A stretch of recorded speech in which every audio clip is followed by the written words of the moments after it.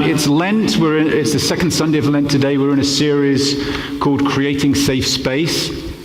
Talk more about that in a moment. But I mentioned last week, one of the we've got these challenge groups that we're starting. Those will all start next week. Again, I'll just share a little bit more about that in a second. But another one of the challenges we're taking on for this season of Lent is the challenge of giving. And you'll probably see on the back of the bulletin or the flyer that you got, you'll see the most recent kind of record of giving. And we are at 100% of our goal for giving this year, which is so thank you so much. We had a great week last week. But you always know there's a but coming, right? So we have set higher goals for Lent, right? So, our giving varies throughout the year, and we kind of pretty much know how that varies. So there are certain times of the year, and this is one of them, where we set higher goals. So, that's a challenge for us during this season. So I just want to encourage everybody to give generously, to really, in this season of reflection, to think about our giving to this community that we're part of, and our commitment in that, reflected in that kind of way. And also each week we're going to be sharing from different areas of our church. Different people are going to come up. We heard about Guatemala last week, and this morning we're going to hear about high school and middle school, as a way to hopefully inspire us to see what our money is doing in terms of creating safe space for other people, both within our community and without, and also to remind us of this challenge, to keep this challenge in front of us of generosity and giving, because as I said, this season especially, we've got these great challenging goals that we're taking on regarding our finances. So without further ado, let's welcome Trish. She's going to come up, and you have a friend with you, so you're going to introduce. Trish is on our pastoral team. She oversees our high school and middle school area. So let's welcome Trish. Good morning, thank you. So you stole my first line. I'm Trish, I'm on the pastoral team, and I work with the middle school and high school students over in the barn, so one of my little titles is Pastor of the Barn. I like that. This is Paige Shelburne, one of our high school student leaders, here to help me with this announcement. We're here to update you on our ministry and to tell you why your giving is important to us and our groups. For those of you that are a little older, do you remember your middle school and high school days? Okay, good. Wow, there's a lot of head nods. All right. Some of you might remember your fun and carefree days of hanging out with friends and not having to worry about the details of life or the worries of the world. Maybe some of you remember the awkwardness of changing into a different person that you and your family didn't recognize, struggling to figure out how you fit or what God was calling you to be. Or maybe you were somewhere in between. We focus our energies over in the barn on events and retreats that allow us to provide a place for our students to come, to be themselves, to feel loved by the adult leaders that we have there, and to have the space to explore themselves and their faith. Paige is going to share a little bit about why youth group has been important to her.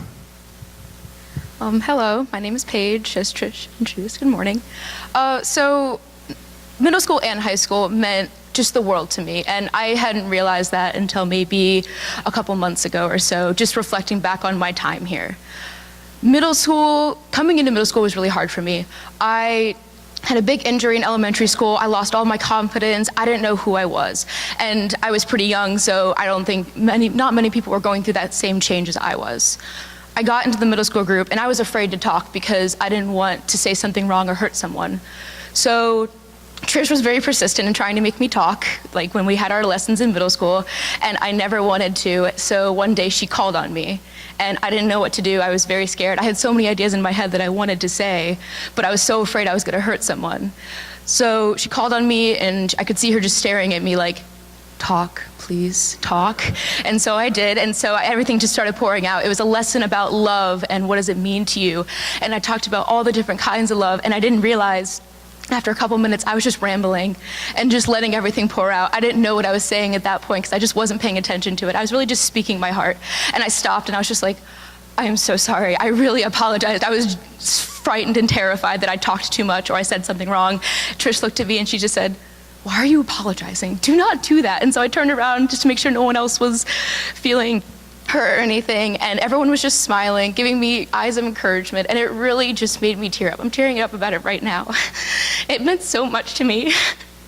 So ever since then, I've been opening up, and I've been such a confident person. Excuse me. Okay, I'm good.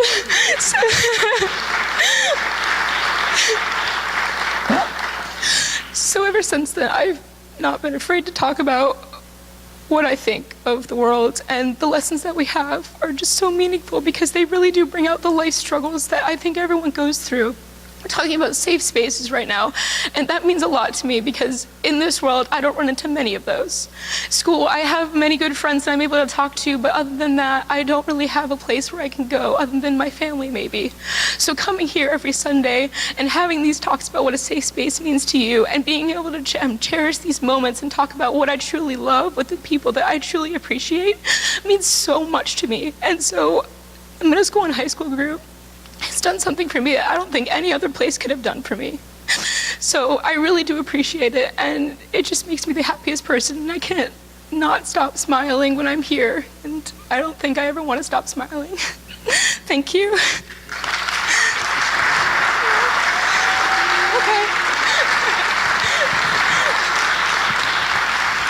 I can't really follow that, but I have a few more things to say. So as a result of Paige just kind of coming out of her shell, so we have some high school student leaders that we've asked to kind of step up this year, and she's one of them. So she's my go-to for, hey Paige, want to talk with me on Sunday morning? Or hey Paige, can you make sure the high school group all knows about this and you get this person involved in that? So that's been kind of a neat thing that we've incorporated this year as our high school leaders. So your giving to Cedar Ridge really affects what we do over in the barn, and I just want to thank you for your giving and continue to provide that for us. Your resources help us to create that safe space over in the barn and here on retreats and events. Fun events like last night, we went to an escape room with the high school group. The middle school group sometimes goes to an adventure park climbing place where we get to bond together and challenge one another. Your resources help us provide food, which is really important for teenagers. Okay, so let's just put that out there. Please continue to pray for our ministry, for more adults to have a desire to plug into middle school and high school students' lives, for all of us in the barn to have a growing awareness of who God is and who He wants us to be, and for our leaders to have the wisdom and energy to care for our students during their ups and downs. If you have a desire to help out in our ministry in any way, from making food, again, which is essential to teenagers' happiness, helping out at an event or anything in between, just let me know. My information's on the back of the community flyer. Thank you again, and of course, please continue to give generously to Cedar Ridge. Thank you.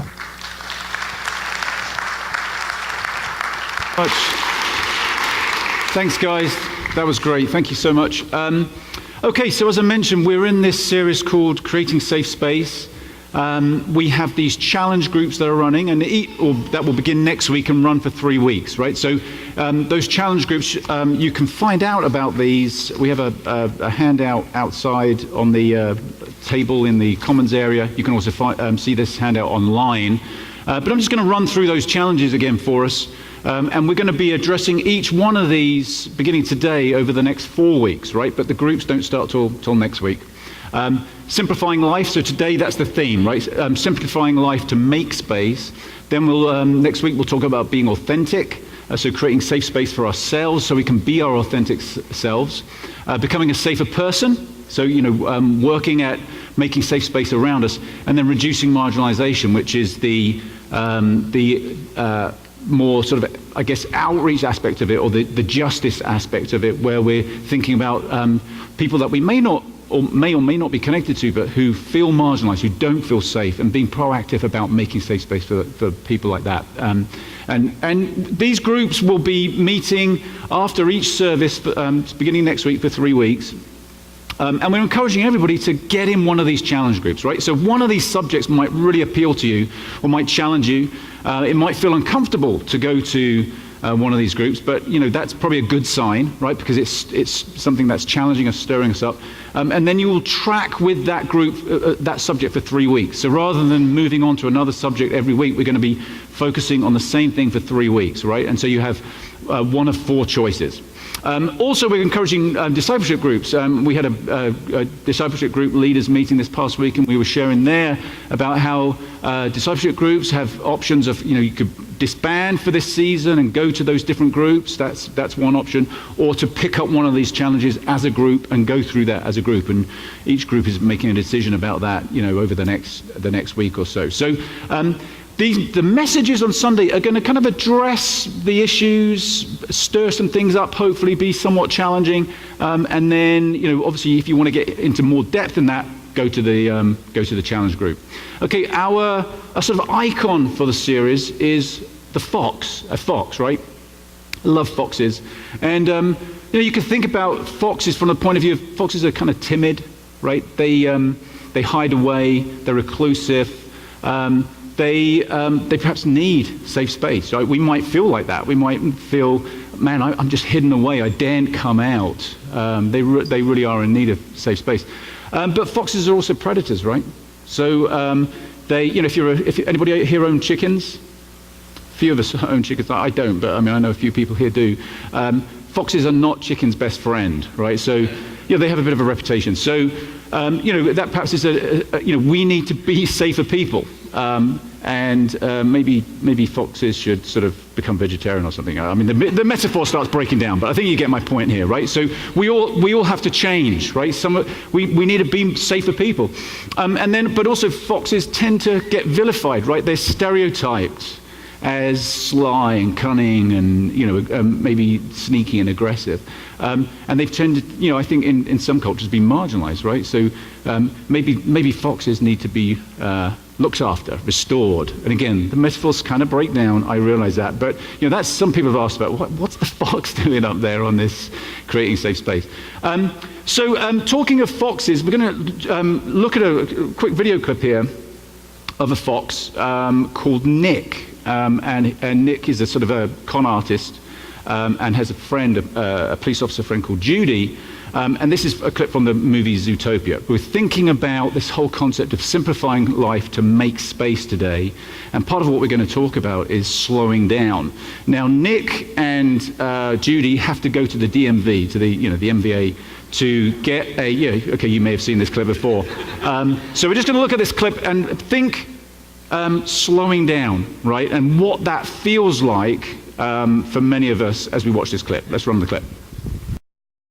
I think we can all relate to that video, right? I mean, the laughter, it's funny, it's hilarious. We can all relate to it, perhaps in a couple of ways. I mean, one is it's pretty painful to watch it. I mean, it's funny, but it's painful. I was actually thinking in showing that maybe I need to cut this down a little bit, I mean, because it just sort of goes on. And I was thinking, well, you're used to hearing me talk all the time, so I mean, we'll be safe. But I think at least a couple of levels we can relate to that, right? We know we live in this ridiculously complex life where we have to, life has become complex and difficult, and we have to move through it at such a fast pace, and we get frustrated because people aren't necessarily always moving at the same speed as us, and it can feel. We've experienced some of that pain. I mean, anybody who's been to the MVA has experienced some of that kind of pain, right? And we experience it in all kinds of other aspects of life, both institutionally, but also relationally, right? Because there's so much to do. But on the other hand, also, I think we've experienced that sort of, not only people not going fast enough for us, but we've experienced other people thinking that we're not going fast enough, right? We feel the pressure to go fast. We feel the pressure to keep up for all kinds of different reasons. And we can sometimes feel that we're failing abysmally at that. So I think some of what makes that so funny is because it's very close to home. As I mentioned, today we're going to be talking about this whole idea of simplifying life to make space, and part of that is we're going to talk about slowing down. But we've got to ask ourselves a question, I guess, really, which is, slowing down for what? Making space for what? And let me say the challenge group for this subject is not going to be like a time management workshop. We're all going to come out of this. We're all experts at just better at managing our time. So what is it about? Well, I want to go back to what we don't have this on the slides, but I want to read a scripture that we looked at last week, which we look at very often here for good reason. It's when Jesus says, "Come to me." This is from Matthew 11.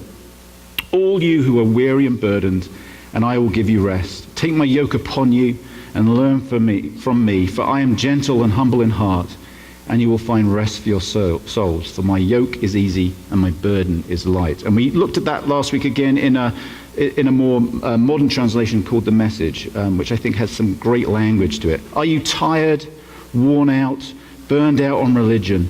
Come to me, get away with me, and you'll recover your life. I'll show you how to take a real rest. Walk with me and work with me. Watch how I do it. Learn the unforced rhythms of grace. I won't lay anything heavy or ill-fitting on you. Keep company with me, and you will learn to live freely and lightly." And I think that's something we long for, right? that is what we're making space for. Okay, so we're making space for this healthy whole life. If we could relate at all to that video, if we could relate at all to the words of Jesus there, then probably we find ourselves longing for meaningful, purposeful life. So what we're talking about here is making space, not so that we can just get more efficient and more effective, but to experience that kind of real life that Jesus talked about. And that life it's got to be more than religion, right? So in other words, not only are we not just trying to become better at time management, we're not trying to make space to become more religious and just sort of make lots of time so we can sit around reading our Bibles and praying and becoming more religious in some kind of way. No, probably a lot of the things we're doing already are really good things.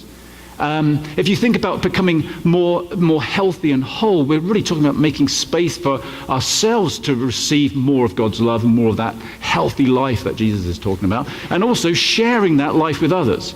And we can share that life in many of the ways that we're already living life. So in our work situations, families, neighborhoods, it's not about withdrawing from all those things, but bringing a renewed life, a renewed energy to those things, to those places of life for us. But also addressing the inner issues, the things that drive us. We might have to look at some things within us and create space for us internally to experience more of that love, experience more of that life that Jesus talks about, and set aside time to practice experiencing that in order that our lives could be more meaningful and purposeful and would live this kind of life that Jesus is talking about, this life of meaning and purpose. And so it's going to result in some changes. Clearly some things do need to change. There's probably some things we do need to stop doing. We do need to rethink. And particularly reflecting it on our inner motivation. So what we're going to just do briefly today, and as I said, these messages on Sundays are going to kind of just address a few of the issues related to these challenge subjects. But if you really want to get into this, I'd encourage you to really connect with that challenge group. And Melanie Griffin's going to be leading that. She'll be leading us in communion in a moment, and she'll share a little bit about that group. But I want to take briefly a look at a couple of aspects that seem to make our lives really complex. And ways in which, therefore, we might be able to think about simplifying a little bit. Those two things are our busyness. In other words, we just have too much stuff to do and not enough time to do it in. I think probably that's a common challenge for all of us to some degree. And the other thing is we have too much stuff, right? We have stuff that in our lives that kind of fills up our lives, and possessions and things like that not only sort of distract us a bit perhaps from a really meaningful, purposeful life, but also mean we have to spend time making the money to get those things or to maintain those things. And that's a particular challenge, I think, when you live in a place like this where it's really expensive to live, right? So time and money and all those things become there's a lot of overlap there. So let's just think a moment about this issue of business. We're going to sort of pick off these two issues and then we'll look at some internal motivations as well. The issue of business, there's nothing wrong with business per se. Right? We've probably all experienced times in our lives where it's been really exhilarating to be busy. We've got a deadline coming up or a particular project and we're working on it and we're working hard and fast and we're putting a lot of hours in, and it's really fulfilling, and we have this great sense of accomplishment. We meet our goal. We have a sense of fulfillment and celebration afterwards. And in fact, in those moments, it's probably easier for us to rest afterwards because we have a sense of accomplishment. We did something and we kind of deserve the rest. But there's another kind of busyness, which again I think we've probably all experienced way too often, which is that we're just going through life at 90 miles an hour. We're barely getting anything done because we're just skimming the surface, and it seems like we get nothing done well. We don't feel fulfilled. We feel very frustrated, and whenever we finish something, we don't have the sense of fulfillment, so we don't feel we've earned the right to rest, and we just move on to the next thing because we're looking for fulfillment. We want, maybe if I accomplish that next thing, I'll feel better about myself. And we're racing through life like that. And I can certainly relate to that. I think most of us can relate to that. And the issue really is not so much whether we're busy at any one moment in time, but the fact that we tend to be busy all the time. And we live life in this busy, quick, fast mode. And the culture is driving us that way, right? And putting all this kind of pressure on us. And then we internalize that, right? We internalize it, and so then we're self-motivated in our busyness. You can think about it like this: like if you think about speedometers or pace, think about vehicles. They're not designed to run at 100 miles an hour all the time. You think about it in terms of gears. Remember the old days of stick shifts? I don't know, some of us may drive stick shifts, but you have all these different gears, but you have to have different gears for different situations. You can't just be in top gear all the time. You can't be in fast mode all the time. I love horses, right? Horses are beautiful animals. I used to ride a little bit in my younger days, but horses, they walk, they trot, they canter, and they gallop, right? There's a group of horses on a stretch where I walk my dog pretty much every day. These beautiful horses, and horses most of the time are stood around, right? Walking around, nibbling the grass. That's how they spend their lives. There's one particular horse in this place where I go to he's a super friendly guy, and when he sees us, he'll kind of break into a trot and he'll come over. That's about as enthusiastic as it gets. And then he'll come over and we'll scratch behind his ears, or I do. My dog can't do that. But and then occasionally, though, I'll see that they kind of get a bit excited and they're having some fun and they canter around the field. And occasionally you see them gallop. They're really excited about something and they're just having fun. But they're not galloping all the time. And so I think part of the problem is this: galloping is great, but probably most of the time we should be walking, right? And we've just got our lives out of balance. And so rest, just homing in on perhaps first gear or that sort of walk mode, rest is a crucial aspect of our lives that often gets neglected, often goes by the wayside. Let's think about this from a scriptural point of view. Let's go back to sort of some of the early scriptures in the Hebrew scriptures.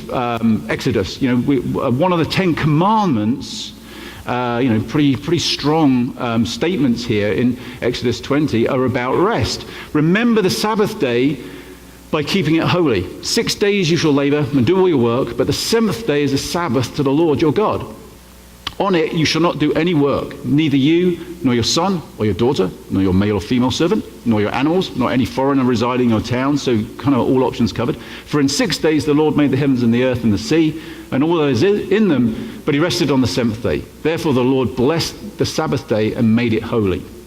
Now I think partly because of this language, partly because this was steeped in the early Hebrews culture, it became a very religious thing, right? It became almost like a guilt type thing.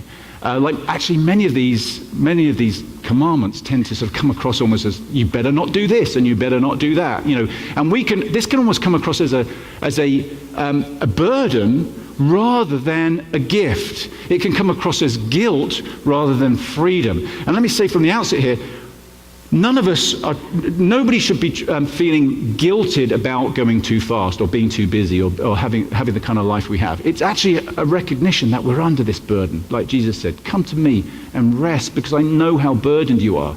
And Jesus is bringing us freedom, not guilt. Now, around the Sabbath especially, Jesus got challenged himself. If we go to the book of Mark, we'll see a little story about the Sabbath. One Sabbath he was going through the grain fields. As they made their way, his disciples began to pluck heads of grain. The Pharisees said to him, look, what are they doing? Why are they doing what is not lawful on the Sabbath? That amounted to work to them. And Jesus said to them, have you never read what David did when he and his companions were hungry and in need of food? He entered the house of God when Abiathar was high priest and ate the bread of the presence, which is not lawful for anyone but the priests to eat. And he gave some to his companions. And then he said to them, the Sabbath was made for humankind and not humankind for the Sabbath, right? So it's important that we realize this is a gift, this is an opportunity, this is an invitation into freedom, not something where it's like, we better do this, we better do that, because, that's going to earn us favor with God. And I think this issue of rest and slowing down, it's part of our vision, slow down from the frenzied pace of life. If that becomes something where we're pointing the finger at one another or pointing the finger at we've totally lost the meaning of it. Just as Jesus here is saying, you guys, you religious Pharisees, you've lost the meaning. The Sabbath is not some religious law imposed upon us. It's a gift to us because we need rest. We need a different pace of life. And Jesus lived that, right? Jesus, the scriptures are full of situations where Jesus kind of checks out and chills out. We have an example of that here. Yet the news about him spread all the more so that crowds of people came to hear him. We're talking about Jesus here. To be healed of their sicknesses. So Jesus is busy. Jesus is pressed upon. The culture is demanding things of Jesus. So he often withdrew to lonely places and prayed. And what I imagine that is going on there is that Jesus is withdrawing to experience this divine life that he's talking about, this real life. He's withdrawing in prayer to connect with God, to make this to rediscover his oneness, to experience that oneness, to be full of this divine life so he can go out into the world with renewed energy and renewed perspective and perhaps renewed wisdom to make choices about what to do and what not to do, rather than being just driven by the crowds, being driven by the culture, being driven by the forces around him, which is what so often happens to us. So rest is a supremely important part for us, and I'm just going to throw that out there as saying, I think most of us are getting nowhere near enough rest, right? Nowhere near enough rest. We need to find ways to simplify so we can make space to rest and make space to experience the divine life that Jesus is talking about, that Jesus did. Let me give you an example of a challenge for me personally. So this happens periodically. I just get busier and busier. I allow myself to get busier and busier. And so recently, for quite a while, I've not been taking a day off. So, I'm challenging myself as much as anybody else here. And I'm also, I'm not putting that on anybody else. That's me. That's my issue with the boundary, right? So it's a little, I'm busy with work and this is my work, right? So, but I'm not putting that out. Nobody's driving me. I have to put boundaries down. I have to make some decisions. But I don't make those right decisions because I'm driven by things like, well, compassion. That's a good thing. I want to help and I want to do a good job. But it's also driven by a sense of fear, guilt. What will people think about me if I don't do that, or I don't call them back, or I don't email back immediately, or I don't do this, I don't do the other? Again, not putting that on anybody else. That's my issue, right? It's totally my issue. Maybe a sense of self-importance. Well, this place can't survive without me. You know that already, of course, but no, right? So it's, how arrogant is that in one sense? It's that busyness, that lack of boundary is driven by some pretty dysfunctional things. We'll talk more about that in just a second. But I want to mention, before we go on there, I want to mention the other thing I was talking about, which is not just we have too much stuff to do, but we have too much stuff. We're drawn, actually, I think, because we lack an experience of the divine life, this meaningful, fulfilling life that Jesus talks about. We're drawn by stuff. We think stuff's going to make us happy. Again, we'll dig way more into this in a challenge group. Jesus kind of got at this when in the Sermon on the Mount, chapter 6 of Matthew, he says, "Don't store up for yourself treasures on earth where moths and vermin destroy and where thieves break in and steal. But store up for yourselves treasures in heaven where moths and vermin do not destroy and where thieves do not break in and steal. For where your treasure is, there your heart will be also." So Jesus, I don't think Jesus is saying, hey, think about heaven. It's going to be this place with streets paved with gold, and I think Jesus is talking metaphorically here about the way of the world and the way of God, the way of the divine life, the way of this beautiful life that we can live. And he's saying, look, you can invest your time and resources and efforts in stuff which just ultimately decay and don't lead to life. They're never satisfied. Or you can invest your time and energies and efforts in what's really meaningful. These heavenly things, if you like, these divine things like relationships and growing as a person and serving others, which are all the criteria that research suggests make human beings happy. Those are the things that we get value from, and it's not from money or stuff. So Jesus is challenging our internal motivations. He's saying, where your treasure is, there your heart is. So part of what we've got to think about is, where is our heart at? Where is our heart at? And I think Jesus clearly understands these longings we have for deep, meaningful life. Jesus uses another treasure metaphor later on in Matthew in chapter 13. He says, the kingdom of heaven, so that's one of the terms Jesus uses for this life we're talking about, this really rich, meaningful life that we all long for. The kingdom of heaven is like treasure hidden in a field. When a man found it, he hid it again, and then in his joy, he went and sold all he had and bought that field. So there's a deep longing. There's a sort of, oh, this is it. This is what I want. Again, the kingdom of heaven is like a merchant looking for fine pearls. When he found one of great value, he went away and sold everything he had and bought it. So there's this deep longing. And Jesus recognizes that. Jesus sees that and is offering us an answer to that deep longing. He actually kind of uses analogies of hunger and thirst. In John's Gospel, in chapter 7, oh, sorry, before we go there, here's a certain irony, I think. You can keep that one up. Here's a certain irony that Jesus is saying you can have a full life, right? The thief comes to steal and kill and destroy. He's used some of those analogies already, right? But I have come that you may have life and have it to the full, right? So again, Jesus is not saying just totally check out of life and do nothing and just sort of meditate for the rest of your life or something like that. I don't think Jesus is saying that kind of thing. Right? Jesus is saying live life. Families, friends, neighbors, work, all the things that contribute to our life. I don't think that's the problem so much. It's what we're looking for in it and what drives us and drives our activities. That's where the problem lies, right? So there's a sort of paradox there because Jesus is offering full life, but it's a different kind of full life. So let's go to the next John passage. So here's Jesus on a great feast day, standing up and in the temple, and he says, let anyone who is thirsty come to me and drink.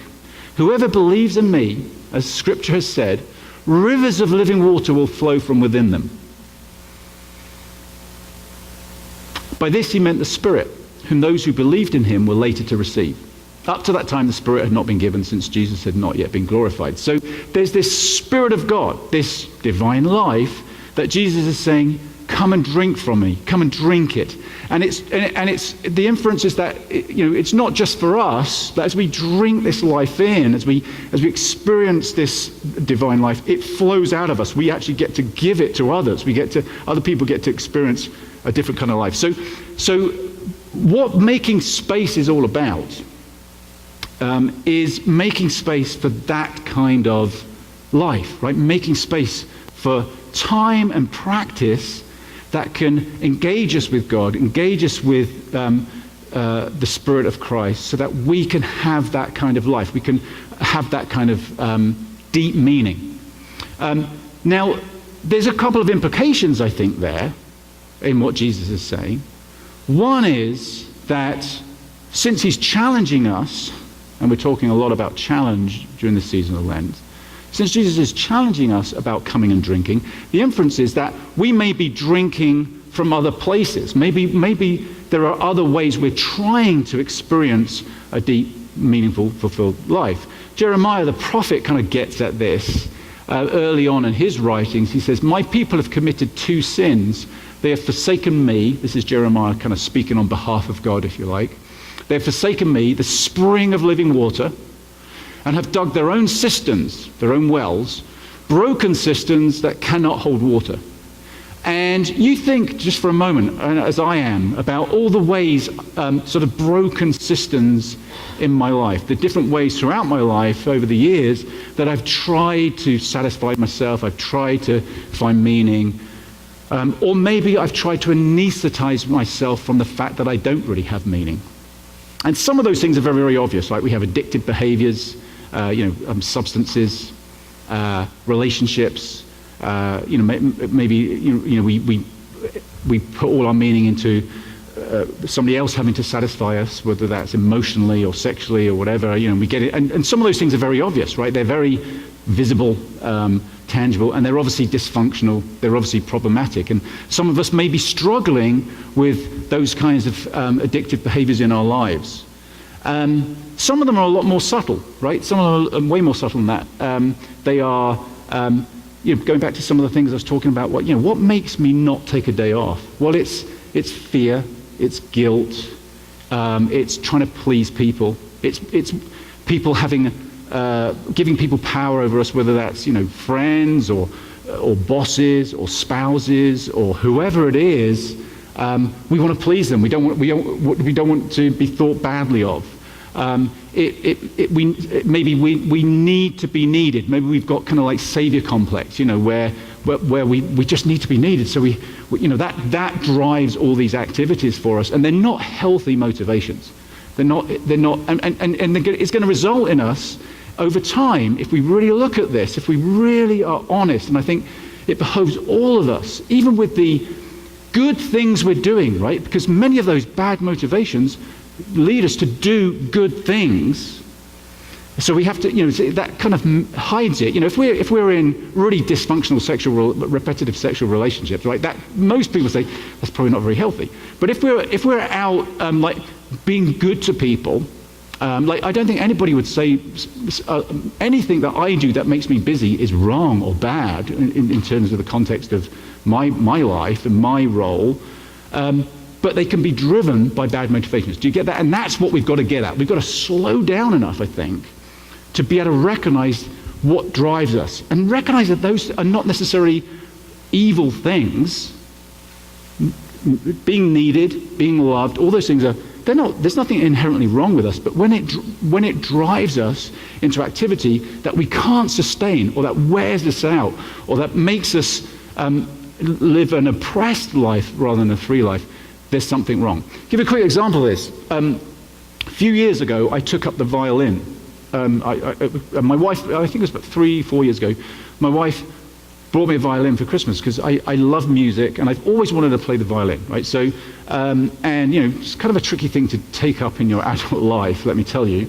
But I was really excited about it. But then the next year, she bought me a dog for Christmas, and the dog kind of trumped everything. And so suddenly this dog's taken up all my time, and I was struggling to find time to practice violin. Now, what I began to realize, well, let me tell you, because along with the violin came a packet of lessons, as in, with a person. And that person was a rather aggressive teacher, not very nurturing, not very particularly helpful teacher. Most of the other students were about 7 or 8 years old. I'm being vulnerable here, okay? So,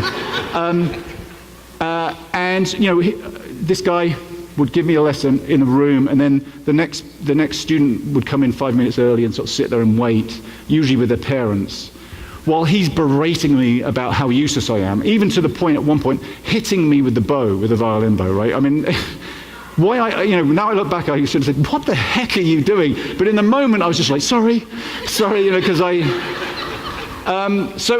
it was kind of, I felt under pressure. Not only that, so I would practice every day like crazy, but it wasn't really out of freedom and love for playing the violin anymore. It was now, that guy's going to, I've got that lesson coming up on Wednesday. If I haven't nailed this, I'm in big trouble and I'm going to be humiliated.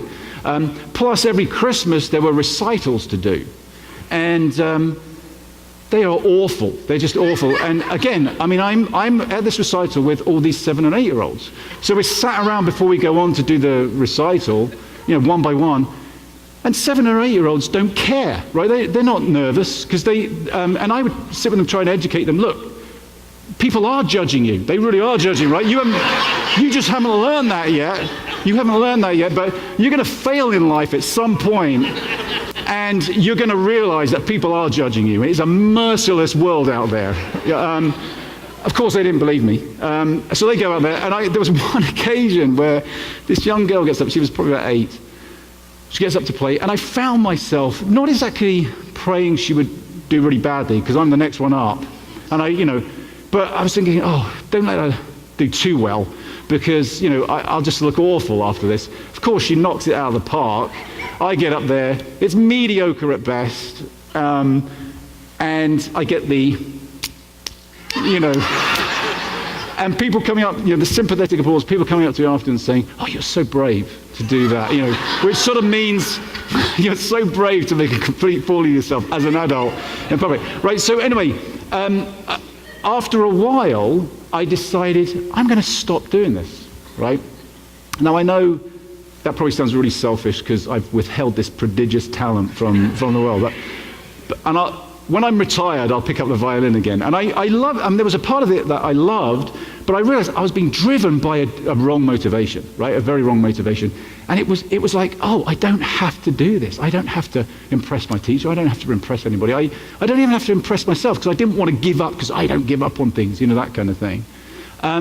And it was a good thing. What could be wrong with learning to play the violin, but it was coming from the wrong place. And I just made more room in my life by just saying no to that. And it was a good thing to say no to. So we have this, I think, opportunity. We have these opportunities to reflect at times like this, like during Lent or when subjects like this come up, and just think through, practically speaking, what are our motivations? Why is our life the way it is? Rather than just accepting it and bemoaning it, and perhaps berating other people who make us busy or berating ourselves, what if we were just to reflect and think about how we could make some space, how we could make some time? Now, in a second, Melanie is going to come up and lead us in communion. But before we go there, we're going to come back to something we did last week, which is a centering prayer exercise. Because I think part of the challenge here is that our lives are just moving so fast, we don't even get to step off to think about why they're moving so fast. And some of that is related to our minds. We talked last week about the fact that we have this commentary going on all the time in our heads. Which is like, we better do that. That person might be mad at us. We better catch up on this. Oh no, we're behind on this. We have these sort of this flight of thought that drives us, and we're very at one level conscious of it because it's there in our heads, but at another level very unconscious of the impact that it has on us and how internalized it becomes, even though they're just thoughts. They're not necessarily reality. So we're going to just practice that for a moment here before Melanie comes up. And so maybe we can just put the lights down again.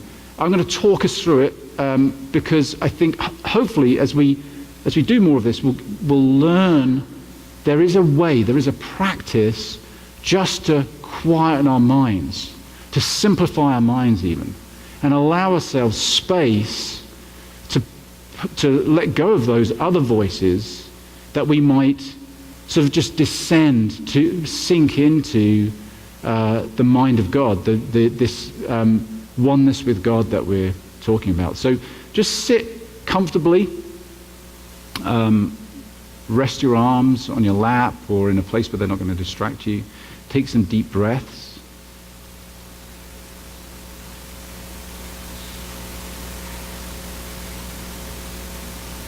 Just focus on your breathing.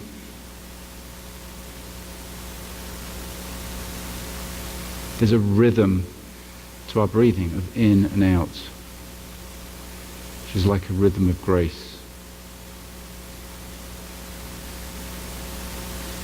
A rhythm that can allow us to drink in this living water and let it flow out of us. An inward rhythm and an outward rhythm. So just focus on your breathing for a moment. And then we're going to just be aware that we have lots of thoughts going on, lots of conscious thoughts. And we're not going to fight them. We're just going to let them go.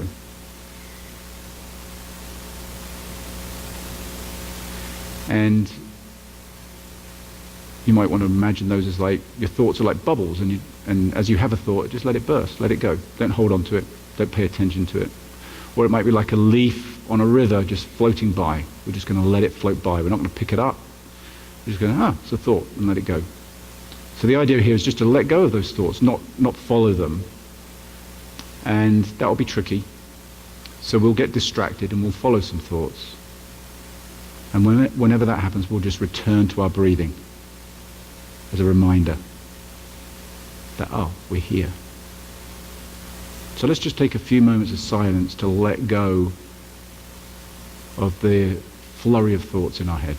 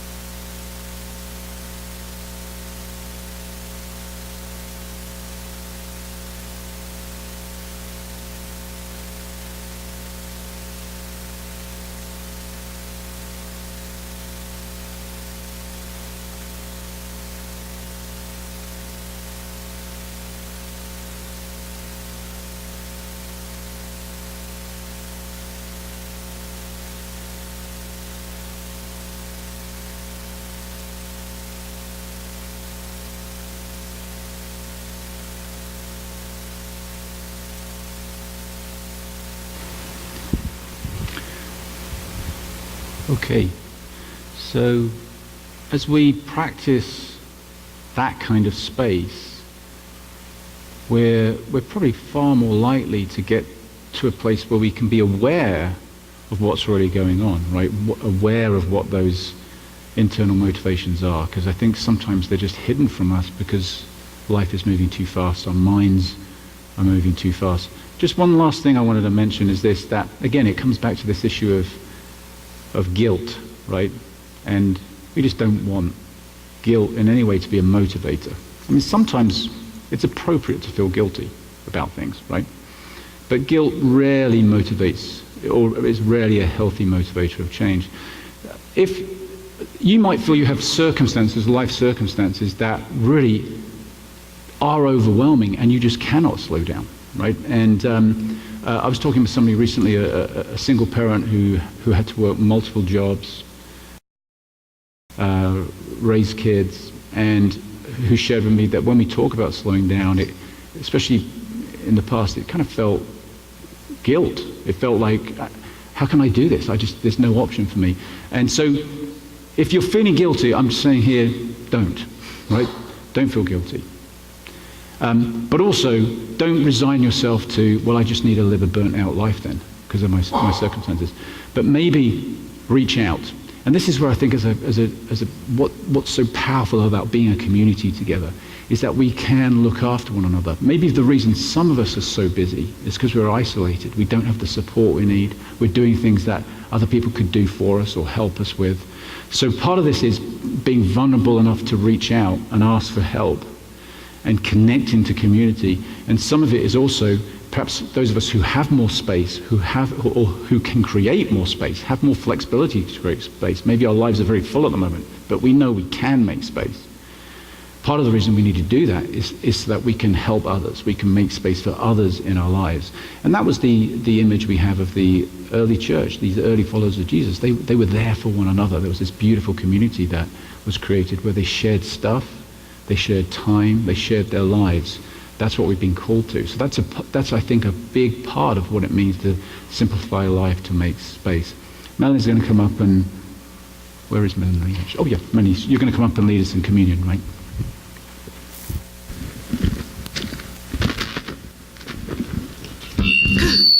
Sorry. Yeah, it is on.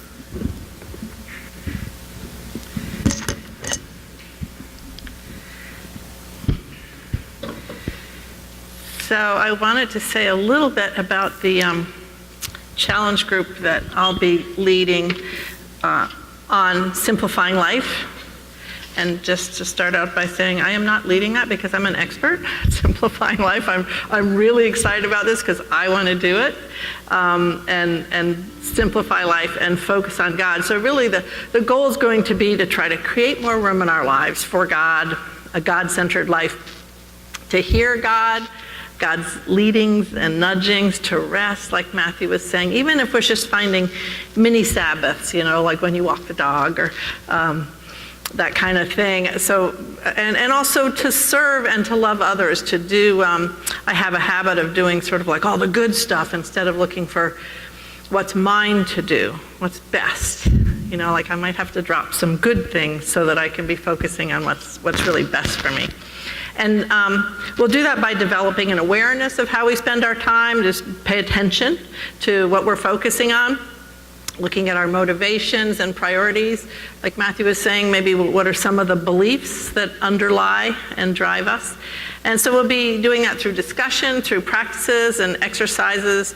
And again, I really hope to have it be a gentle, loving, safe context and atmosphere. It's not about punishment. It's just about freedom, like Matthew was saying. It's about empowerment and making choices for ourselves.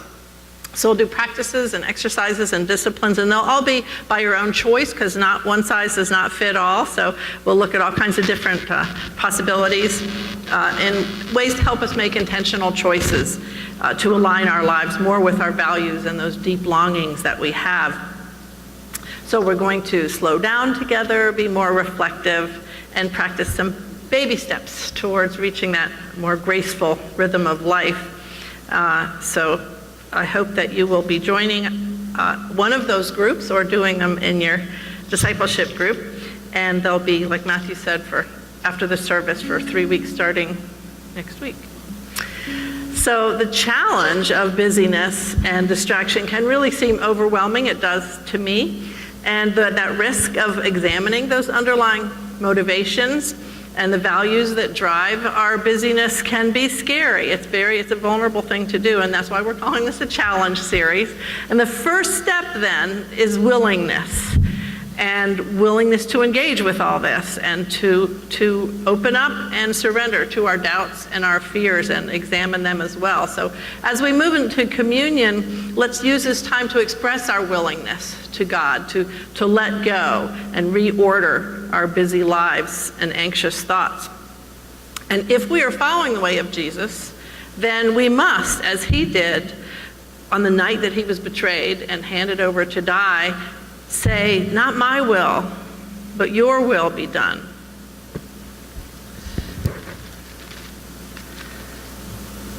So on that night, Jesus knew what was coming for him when he shared the bread and the wine with his friends, and he asked them to please remember his life, how he lived, and his death. And that's why we practice this ritual every week, to remember Jesus and also to follow his example of putting to death his own agenda and putting the kingdom of God first. Not my will, but your will be done. So we do this as Jesus did by trusting that God loves us. We are God's beloved. God's plans for us are way more beautiful than anything that we could come up with on our agendas and to-do lists. So as we take the bread and the wine, or gluten-free crackers and juice in this case, surrender your plans and your agendas and your to-do lists to God. Let go and let God guide you into that peace and fulfillment. You can receive communion from the ministers at the side doors or take it at the tables here with other people. You can light a prayer candle or pray with a partner in the back corner back here about anything that's on your heart. Or you can write out your prayers at the last stations there where the frames on the wall are, and people will pray for you during the week. Or make a financial offering at the sides here, and understand that everything you have is a gift from God. Now let's pray together this ancient prayer from the 15th century. Join me. My Lord and my God, take everything from me that distances me from you. My Lord and my God, give everything to me that brings me near to you. My Lord and my God, detach me from myself to give my all to you. Amen. Everyone is welcome to participate in communion here, so please come forward when you're ready.